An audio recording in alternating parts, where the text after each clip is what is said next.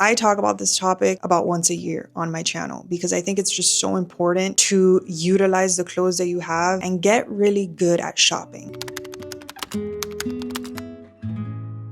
Get really good at curating not just your closet, but your life, the things that you bring into your home, the people that you bring into your life. Like, this goes beyond clothes for me. So I feel very passionate about this topic, but just being intentional with the way that you shop so that you understand what you like more and you actually wear the pieces that you bring into your wardrobe. So essentially, how to stop buying clothes that you think you're going to wear, but you just never wear. Understanding your body type, understanding your height and your weight and how it influences clothes. Be very intentional with the people that you follow online, with the influencers that you follow, especially if you're somebody that's easily influenced. If somebody is posting constantly on social media and you just want to buy every single thing that they own, you need to be real with yourself and you really need to ask yourself or be aware of the fact that this person might not have the same body type as me. Okay, obviously if they have the same body type, that's amazing. But if they do not, you have to understand that things are going to look different on you. You have to have self-awareness. There are so many times that I see baggier pants or shirts that kind of look perfectly, effortlessly oversized on models. And I just know that it's not going to translate the same on my body type because I have thicker thighs.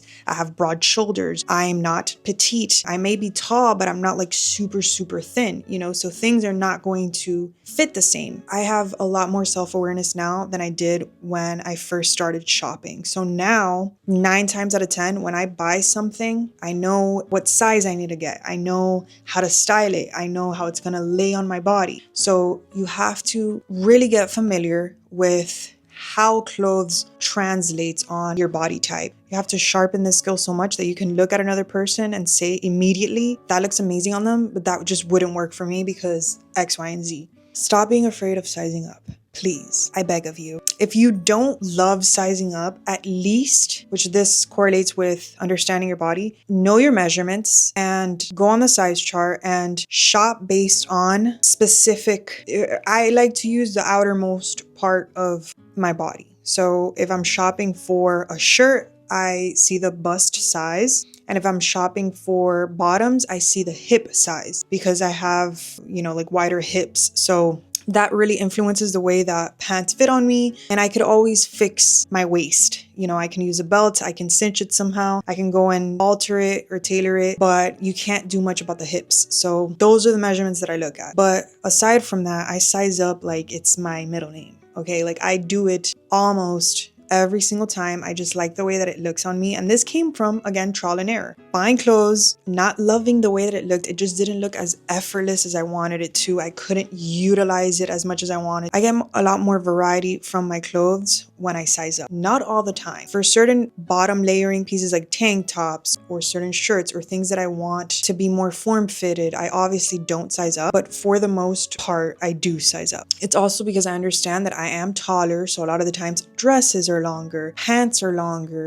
and things just fit better. In order to get the look that I want to achieve, sizing up is what looks good for me. Obviously, it depends on how you like your clothes to fit, how you like to style your clothes, the look that you want to achieve. Not everybody likes the look of oversized things, but I feel like I could just get more variety out of styling it. Do a color analysis. I never did a professional color analysis. I just went on Google, I looked at diagrams, and I matched like whatever worked with my features or whoever I looked the most like. And I came to the conclusion that I am a deep winter, and it's true. All of the colors in that category work really, really well for me. So what this does is it really helps me narrow down what looks good on me. So I know that dark colors usually look the best on me. I know what makeup usually looks the best on me. I know just what to avoid. And this is so helpful, obviously, when it comes to shopping and just not buying things that no matter how many times you try to style it, it just doesn't work. Like you don't feel confident in it. You don't feel pretty in it. It's not doing anything for your complexion or your features or anything. So obviously there are times where I love something so much that I just get it. Like personally, I do not think that white looks good on me, but I love white.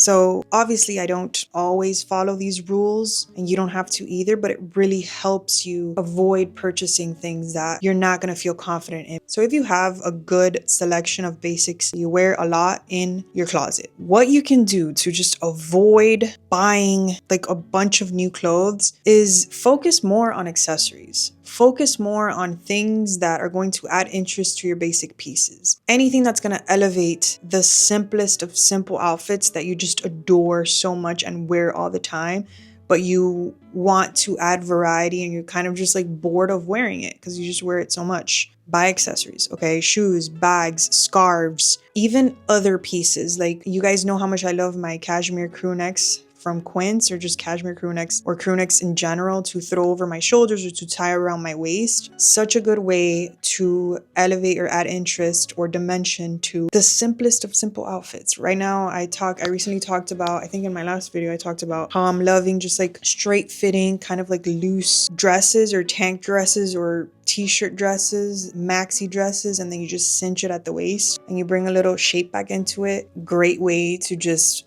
style it a different way, just using accessories, just taking time to really build a good accessory collection, a good collection of layering pieces, just like staples, just like you have your staples, you have your t-shirts, your tank tops, your jeans, all of your basics in your wardrobe. Have your staple accessories, whether it's bold jewelry or like the jewelry that I'm wearing right now, anything that's going to add interest to your very simple outfits. Like, for example, for the summertime, like just adding shell necklaces or things that kind of give more of a summer vibe to an outfit. And really quickly, I want to take a moment to thank the sponsor of today's video, which is Mejuri. All of the pieces that I'm wearing today are from Mejuri, and you guys already know how much I love them by now. I talk about them all the time. I've owned their pieces for many, many years. So right now it's kind of been my go-to for little summer stacks. So I put their shell pendant, this is their Amelia shell pendant, on their micro pearl necklace. And then I just paired it with this castaway pendant, which is just like a little fish skeleton pendant, which I love.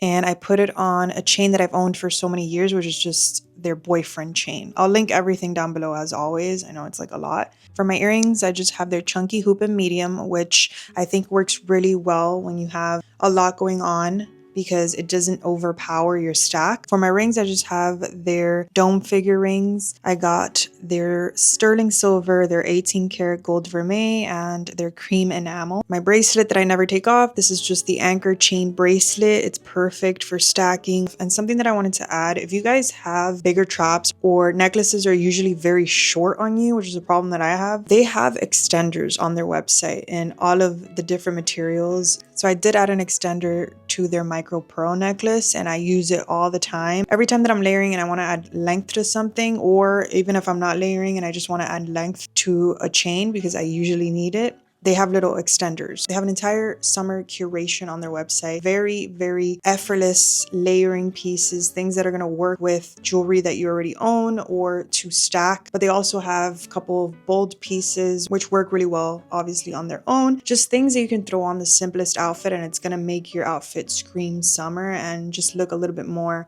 interesting or elevated. I own all three of the materials that they have. Their sterling silver, 18 karat gold vermeil, and their 14 karat gold. And I can attest to the quality and the craftsmanship of everything that they create. It is very, very, very good. Like, some things I never ever take off and the quality is just amazing. So I always, always, always recommend Mejuri anytime that somebody comes and asks me about jewelry recommendations. So yeah, thank you so much, Mejuri, for sponsoring this portion of the video. I'm going to put a QR code on the screen that you guys can easily scan, but I'm also going to link every single thing down below, so be sure to check out the description.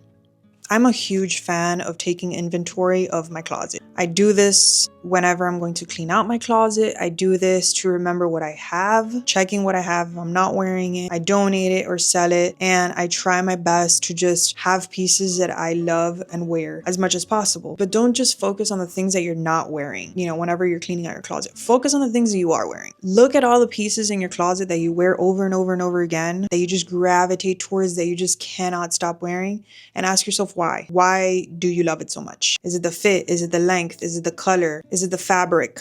And become very familiar with all of the pieces that you feel very strongly about and that you love so much and you can't stop wearing. And again, just go through every piece and ask yourself what you love about it. Take a note and then maybe purchase it in another color or another fabric or something with a print. And you're pretty much guaranteed to wear it because it's something that you know you love so much. Becoming familiar with what silhouettes work the best and why. The fabric of it, which is something that I'm going to talk about in just a second, but become very familiar with these pieces and ask yourself all these questions. Why do I love it so much? You know, it's why I have so many wide leg pants. It's why I have so many button down shirts and t-shirts and tank tops, because I love them so much that I just kind of have more elevated or more like fun silhouettes of it or different fabrics of it or different colors of it. And that's how I kind of just like mix everything up and create new outfits out of silhouettes that I know just work. If you want to add color or playfulness to your wardrobe, try to buy it in an accessory first. For example, if you want to add, you know, a pop of color or something, but you don't necessarily want to invest in like a whole bottom or a whole top, then buy maybe like a sarong or a scarf that you can just tie on your bag or tie around your waist, which is trending right now, to just tie it around your waist with like a oversized or loose fitting maxi dress or skirt or whatever. Just using it as an accessory to, again, add a pop of something that is going to have a lot more versatility than a piece of clothes. Use that to kind of satisfy your need to participate in a trend, because it's just going to have a lot more versatility than if you get a dress or something that you know you really can't like play around with as much. You can't style with as many different things as if you get an accessory in whatever color, pattern, or fun trend you want to participate in. A wrap skirt, whatever it is, a sarong, just anything that has a little bit more versatility than a regular piece of clothes. If you just take anything away from this video, just let it be this. Make a wish list. Make a wish list on your notes app. I use Karma, but just like there's so many toolbar extensions that you could use whenever you're shopping. You could just add things to your wish list. You can make a wish list within the website that you're shopping from. But if you're like me and you shop from a lot of different websites, then I just prefer to have like a toolbar extension that I can just add everything to that one wish list. But whatever it is, on your notes app, write it down. Get in the habit of making wish lists. I promise you, you're going to start adding things to your wish list that you think you need in a moment because you just recently saw it. Instead of impulsively buying it, just add it to your wish list. I promise you, you're going to revisit that wish list like a week later and you're probably going to be like, what the hell was I thinking? It has happened to me so many times, especially for expensive items. Like there are so many times that making wish lists has saved me. So now, instead of adding things to my cart, I add things to my wish list. The longer something is on your wish list, the more of a chance you have to think about the purchase, the more of a chance you have to sleep on it. If a week has passed, or 2 weeks, or 3 weeks, or a month, and you're still thinking about it, you still really want it, then that is a good indicator that you're most likely going to utilize whatever it is that you're thinking about buying. You're really going to wear it, you know, because you just cannot stop thinking about it. This one doesn't, like, it's hard to apply to every single trend because there are times where you just don't own it at all, but refrain from participating in a trend if you do not or have never owned a version of it, whether it's a basic version of it. For example, let's say flip-flops. If you already own flip-flops and you're thinking about buying a pair of, like, let's say jelly flip-flops or platform flip-flops or just like any other rendition of a flip-flop, ask yourself, okay, do I love and wear my basic flip-flops all the time? If the answer is yes, then that is a good indicator that you're most likely going to wear the trendier version of it or the newer or more elevated version of it. So with anything, like, just go down the list of your closet, whatever it is that, like a skirt, you know, if you want to buy a patterned wrap skirt, do you already own a plain wrap skirt? Do you already wear it all the time? You know, do you style it all the time? So ask yourself these questions before you go and participate in a trend. This doesn't work all the time because obviously like you're not going to own a basic version of every single trend that you want to try. But for the most part, usually, especially if you dress very simply, usually even when we want to buy like trendier pieces, they're kind of just like more elevated versions of like a basic piece. So I kind of brushed over this, but this is really important. So I wanted to make it its own point. Become very familiar with materials. Understand materials as much as you possibly can. And not just, you know, understanding them to understand them. Understand what materials work on you, how they drape over your body, how they lay. There have been so many times that I see where I'm tempted to buy a pair of pants. They look amazing on the model, and then I look at what it's composed of and I just know it's not gonna look good on me or, you know, in motion or in real life. It is just, it looks good on the model, but it's not gonna work great. Or the climate that I'm in is another thing that's really going to influence what materials are going to be the most comfortable, the most breathable for me. I live in a hot climate. I already take that into consideration. And when it comes to pricier pieces as well, I've talked myself out of buying, you know, more affordable options of pants because I just know that they're gonna wrinkle super fast, or they're just not going to look as nice. They're gonna look a lot shinier or a lot more cheap than the more expensive version. So I might save up for the more expensive version because I just know that it's gonna give me the look of quality. And obviously, the better quality the clothes, the better it's gonna wash, the better it's gonna wear, the better it's gonna age, the more you're gonna be able to wear it. I have a pair of pants from Lisette, obviously expensive, but I cannot even tell you how many times I wear these pants, how many times I've washed these pants. I can't stop wearing them, and it's because they're just so good. Like the quality of their stuff is so good. It just lays so well. The fit, the sewing, like everything that's put into it is just top notch. So I know it's something that I'm just gonna get so much use out of. So any other pair of pants or any other piece that I go to buy from Lisette, I just know I have confidence that it's going to be something that I'm going to wear a lot. And another thing, like not just for aesthetic purposes, but this is something that I learned when I became a parent. My son has eczema and he flares up when he wears polyester. And I didn't even know that was a thing, but it is, especially in Miami heat, and not just like, you know, polyester, but like certain fabrics just really irritate him. So I have to put airy fabrics on him. I have to put mostly cotton on him. Like I cannot buy a pair of polyester pajamas for him.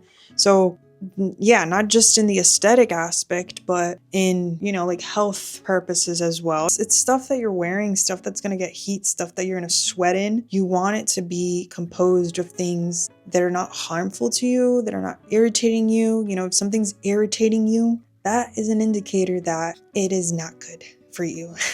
Whenever you're going to buy something, ask yourself a bunch of questions. But the main questions you should be asking yourself is, within a span of a week, will I wear this at least once to go to like the grocery store? Or like think of whatever top 3 things that you do the most. Will I feel comfortable wearing this to any of those things? If the answer is no, you don't need it.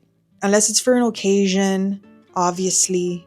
But we're not talking about occasions. We're talking about getting a lot of use out of just regular clothes that we go to buy. Another question is, can I style this with at least 3 things that I already own? You know, even if it's like a big piece, like a dress, can I style it with any of the accessories that I own? Can I layer anything over it? Can I throw a shirt over it? Can I tie something on my waist? Like, how many different ways can I style this?